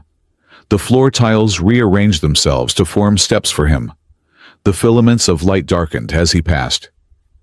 He wasn't just a man with a remote control. He was connected to the architecture. The veins in his neck were glowing with the same violet light as the walls. "I told you," Halden said, his voice sounding like grinding stones now. "The echo tide requires order. I am the order." "He is part of the door," Tala growled, sensing the wrongness of his scent. "He smells like stone." Outside, the storm reached its peak. The echo tide broke through the outer shielding of the spire. The ceiling of the atrium dissolved. It didn't break. It just ceased to be solid. The sky poured in, not a sky of clouds, but a sky of fractured time. One moment it was day. The next, it was star-filled night. Then it was a sepia-toned afternoon from 100 years ago. Rain fell upward. Lightning struck in slow motion, branching out like tree roots and staying frozen in the air. The light in the spire shifted to the color of a broken dawn, a bruised mix of gold and gray, beautiful and terrifying. Time around them began to soften. Theo looked at his hand. For a second it looked old and withered, then young and smooth and normal again. "The tide is in," Halden said, stopping 10 yards from them. He dropped his cane. He didn't need it anymore. He floated an inch off the ground, suspended by the warped gravity. "Last chance, Theo. The door is jammed." "Door is I can squeeze 2 people through the gap before the reality wave wipes the rest. Choose." Theo looked at the gap in the door. It was small, just enough for 2. He looked at his family. Bran bleeding against a pillar. Cleo shielding the terrified children. Tala standing ready to fight a god. He looked at Halden, and for the first time he saw not a monster, but a warning. He saw exactly what happened when you chose the optimal path every single time. You became efficient. You became powerful. And you became entirely, absolutely alone. Theo drew his pry bar. It was a laughable weapon against a reality bender, but he held it like Excalibur. "I am adding a new rule to the list," Theo said, his voice cutting through the time storm. "Rule number 11, if the door is locked." Theo grinned, a sharp, dangerous expression that matched Tala's. "Remove the wall." He turned to Tala. "Fastball special." Tala didn't know the term, but she knew the intent. She crouched low, weaving her fingers together to form a cup. "Pack!" she snarled. Theo ran. He hit her hands and she launched him. Not at the door, not at the exit. She launched him straight at Halden. As Theo flew through the air, the broken dawn light catching the pry bar, he screamed a battle cry that was entirely undignified and absolutely perfect. The echo tide roared, and the world dissolved into light.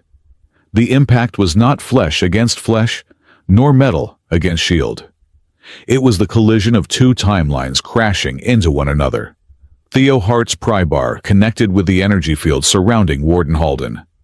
The force of the blow, propelled by Tala's inhuman strength and Theo's desperate momentum, shattered the localized gravity around the Warden. The air screamed a high tearing sound, like a jet engine inhaling a flock of birds. Theo hit the ground hard, rolling across the obsidian floor, which rippled like water under his weight. He tasted blood and ozone. Above them, the echo tide breached the final containment of the spire. The roof did not collapse. It evaporated into pure history. The sky was a swirling vortex of sepia and neon. Rain fell in slow motion, each drop containing a moving image of a memory, a child crying, a ship launching, a wolf howling at a broken moon. The laws of physics had filed for bankruptcy and left the building. "Get up!" Brancade screamed, firing his rifle at a cluster of skulkers that were trying to reform from the time soup. "The logic is breaking down. My gun just tried to recite poetry." Theo scrambled to his feet.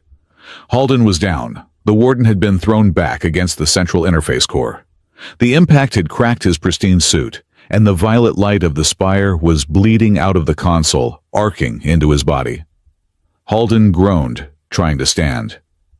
The sovereignty key, the device he had used to control the spire, lay shattered on the floor. "It is over, Halden," Theo shouted, raising the bent pry bar. "Open the gate!" Halden laughed. It was a wet, rattling sound. He slumped against the black glass of the core, his legs refusing to support him. He reached up with a trembling hand and clawed at his neck. "The mask," Halden wheezed. "It itches." He pulled. There was a hiss of pressurized sealants releasing. A thin, transparent layer of biosynthetic polymer peeled away from his face, a high-tech disguise used to smooth wrinkles and alter bone structure slightly. The mask fell to the floor. Theo froze. The pry bar slipped from his fingers and clattered onto the stone. The face, looking back at him, was old.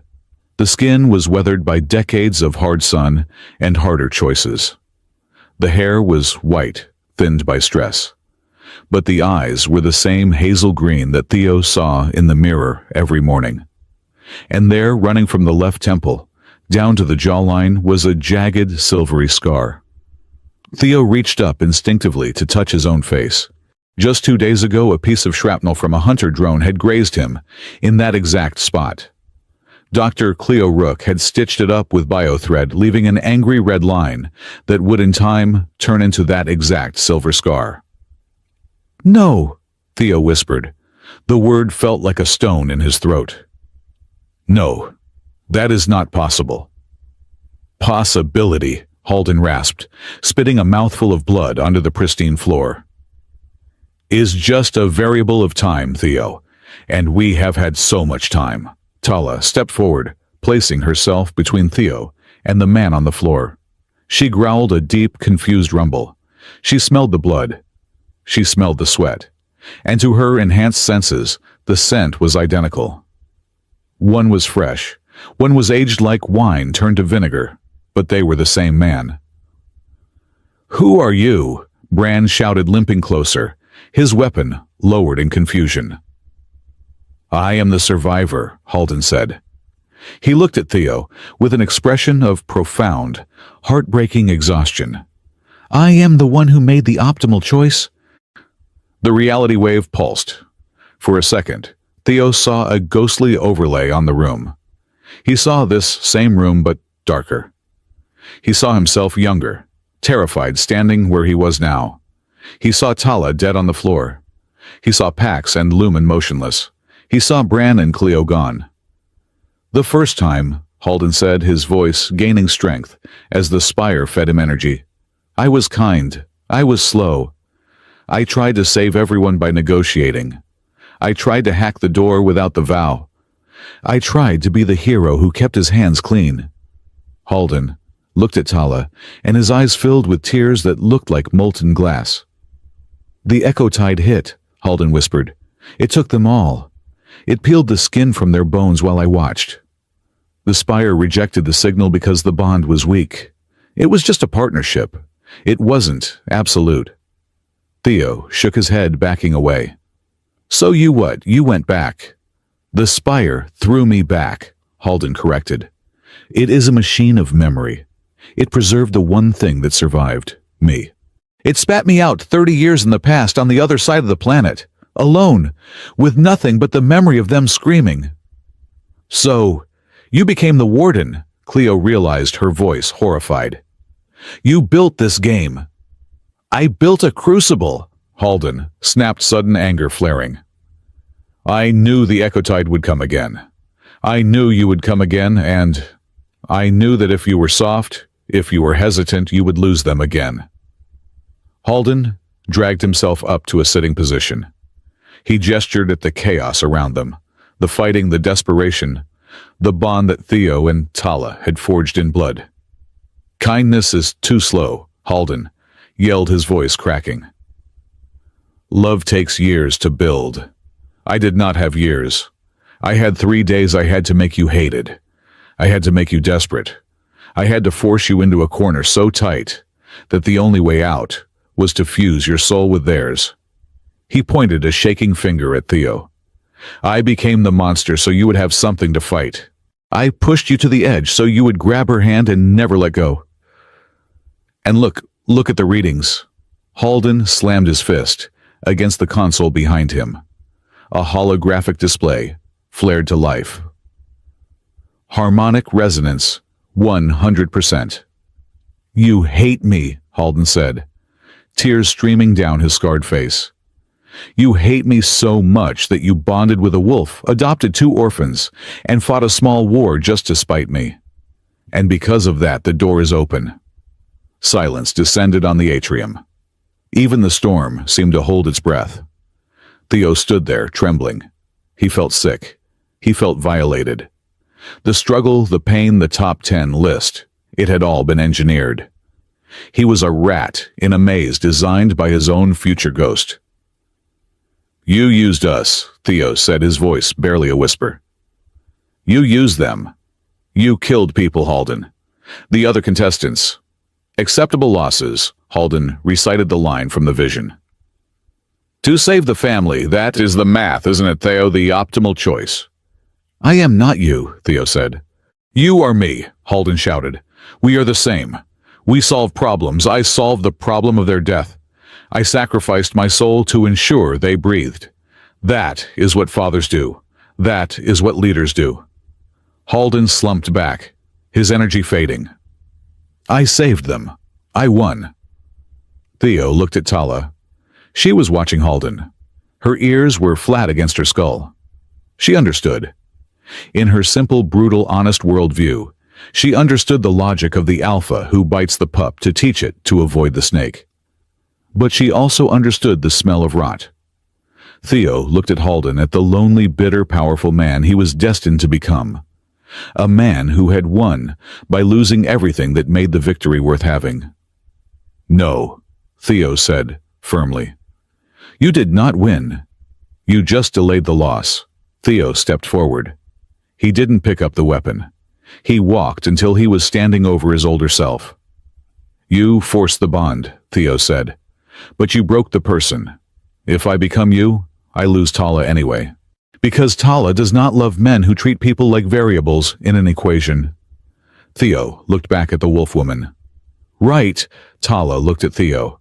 Then she looked at Halden. She stepped forward. The giant predator, who had ripped drones apart with her bare hands, approached the broken old man. Halden flinched. He expected the kill. He deserved the kill. It would be the final mercy, the closing of the loop. Tala did not strike. She reached out with a hand covered in dark fur. She placed her palm gently on Halden's forehead, right over the scar that marked their shared history. She let out a soft, low whine. It wasn't a sound of anger. It was the sound a mother makes when a cub is sick. It was a sound of pity. You are hurt.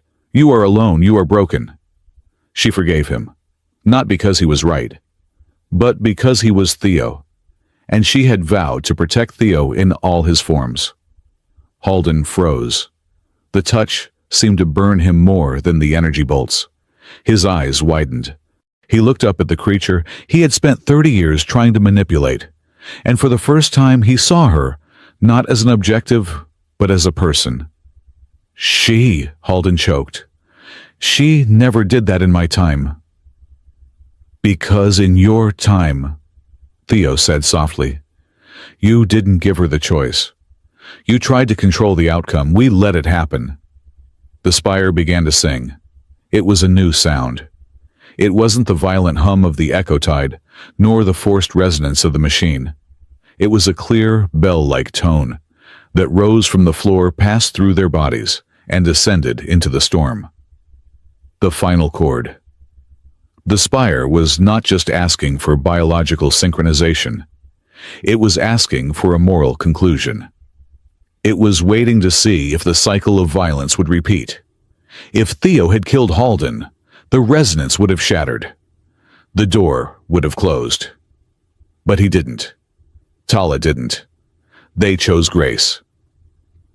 The door, Bran shouted, pointing. Look at the door.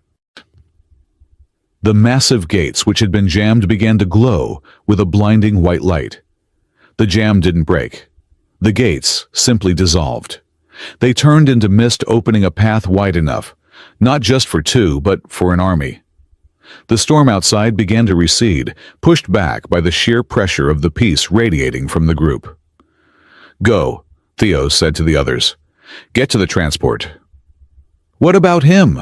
Cleo asked, looking at Halden. Theo looked down at his older self. Halden was fading. Not dying in the traditional sense, but dissolving. He was a paradox. He was a timeline that no longer had a cause. If Theo didn't lose, Tala Halden didn't exist. He cannot go, Theo said. He is the anchor. Halden looked at his hands. They were turning into motes of violet light. He looked up at Theo. The bitterness was gone. He looked peaceful. You made a better list, Halden whispered. I had a better co-author, Theo said, glancing at Tala. Halden smiled. It was the first genuine smile Theo had seen on that face. One piece of advice, kid, for the road. Yeah. Don't trust administrators with smooth voices, Halden said, his voice becoming hollow, like wind in a tunnel. Usually it means they are tired. I will make a note, Theo said. Top 10 list. Entry number 12. Don't become me, Halden said, his eyes locking onto Theo's one last time. Don't let the survival cost you the life. Halden closed his eyes. His body scattered into a million points of light, swirling up into the violet mist of the ceiling, joining the memory of the spire. He wasn't gone exactly. He was just archived. A ghost in the machine finally allowed to sleep. The floor beneath them began to tremble. The ecotide was ending, but the collapse of the paradox was destabilizing the spire. We have to move, Bran yelled. The reality bubble is popping. Theo grabbed Tala's hand. She grabbed Pax. Pax grabbed Lumen. Lumen grabbed Cleo. Cleo grabbed Bran. They were a chain. A living, breathing circuit of empathy. Run, Theo shouted. They sprinted toward the wall of white mist where the gate had been. The world behind them folded in on itself. The obsidian floor turned to liquid. The pillars twisted like taffy. They hit the white light together. There was a sensation of falling not down, but through time, through probability, through the cold, hard math of the universe, and out the other side into something warm. Epilogue. The conference room on Station Sigma 9 was sterile, cold, and smelled of lemon-scented disinfectant. It was the smell of civilization. 3 corporate adjudicators sat behind a long floating desk. They wore gray suits that cost more than Theo's old drop pod. They looked at the ragtag group standing before them with a mixture of confusion and bureaucratic disdain. Theo Hart stood in the center. He was wearing a fresh jumpsuit, but he still had the det cord tied around his wrist. Next to him stood Tala. She was wearing a modified flight jacket that stretched over her shoulders, looking uncomfortable but imposing. Behind them sat Brancade cleaning his nails with a combat knife, Dr. Cleo Rook filling out forms with aggressive speed, and two alien children who were currently drawing on the expensive carpet with markers. "Mr. Hart," the lead adjudicator said, looking over his spectacles. "This is highly irregular. You were presumed dead. Your contract was terminated. And now you return with," he gestured vaguely at the group, "unauthorized biological assets." "Family," Theo corrected calmly. "The company does not recognize found family as a valid dependent category," the adjudicator said dryly. "Furthermore, you are in breach of your non-disclosure agreement regarding the Meyerhaven testing site. You claim the warden is dead." "Retired," Theo said. "Permanently." "And the facility's gone," Theo lied. "The spire collapsed. Total loss of assets," the adjudicator sighed. "This is a disaster, Mr. Hart. You have no salvage to show for the mission. You have no data. You have no profit. According to your contract, we can bill you for the drop pod." Theo reached into his pocket.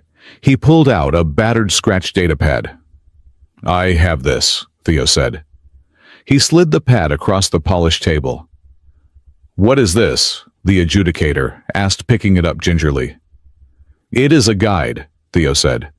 "Title, Top 10 Ways to Keep Your Soul When the Universe Wants to Eat You." The adjudicator scrolled through the file. He frowned. "This is not a technical manual. Rule 1, do not bleed. Rule 11, remove the wall. Rule 12, kindness is the only efficient engine. Mr. Hart, this is philosophy. We cannot sell this." "You can," Theo said, leaning forward. "And you will. Because if you don't, I will upload the raw footage of Warden Halden, your employee, forcing children into a death match. I imagine the shareholders would find that bad for ratings." The adjudicator paled. He looked at his colleagues. He looked at Tala, who smiled, revealing a terrifying amount of teeth. "We can discuss a settlement," the adjudicator stammered. "Excellent," Theo said. "I want a ship, a transport class, big enough for 6, and I want full citizenship papers for everyone behind me." "That is expensive," the adjudicator protested. "Put it on my tab," Theo said.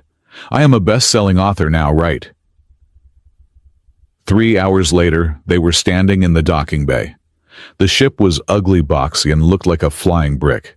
To Theo, it was beautiful. Bran was already inside, arguing with the navigation computer. Cleo was scanning the galley for bacteria. Pax and Lumen were chasing each other through the cargo hold, their laughter echoing off the metal plates. Theo stood at the bottom of the ramp, looking out at the stars. Tala walked up beside him. She bumped her shoulder against his.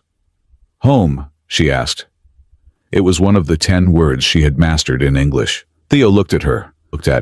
He looked at the det cord on his wrist. He thought about the man he almost became, the lonely warden in the tower. He took her hand. Her palm was rough, warm and real. "No," Theo said, nodding toward the ship and the noisy, chaotic family inside. "That is the vehicle. This," he squeezed her hand. "This is home." He pulled out his marker one last time. On the hull of the new ship, right next to the airlock, he wrote a final addition to his list. Rule 13. The story does not end when you survive. It ends when you have someone to tell it to. Theo capped the marker. He tossed it to Pax, who caught it with a giggle. "Ready to fly, Captain?" Tala asked her, golden eyes twinkling. Theo Hart smiled a real smile, not a survival grimace. "Let's go," he said. "I hear there is a death world in the Vega system that needs a 1-star review." The ramp closed. The engines fired, and the ship blasted off into the dark, carrying the most inefficient, illogical, and optimal crew in the galaxy.